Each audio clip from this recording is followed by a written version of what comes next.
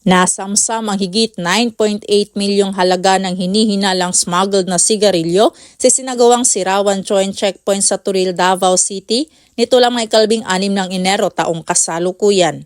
Kinilala ni Police Major Cheryl Y. Bautista, hepe ng Turil Police Station ang suspect na si alias Toy, 37 anyos, isang driver at residente ng Misamis Oriental.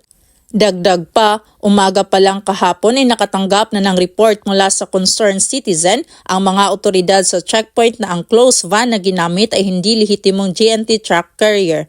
Nang maharang sa checkpoint, hindi makapagbigay ng dokumento ang suspect kaya't agad na nakipag-ugnayan ang mga otoridad sa GNT at nakumpirma na wala silang kinalaman sa sasakyan.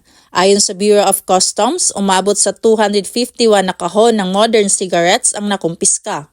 Kasalukuyang nakakulong ang suspect sa Turil Police Station habang mga nakumpiskang sigarilyo ay nasa kustodiya ng Bureau of Customs para sa tamang proseso.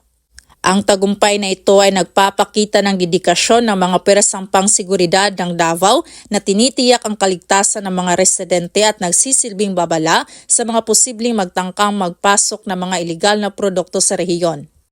Mula dito sa Davao Oriental Police Provincial Office, ako ang inyong PNN Correspondent, Patrolwoman Daphne Pasaol, alagad ng batas, tagataguyod ng balitang pulis.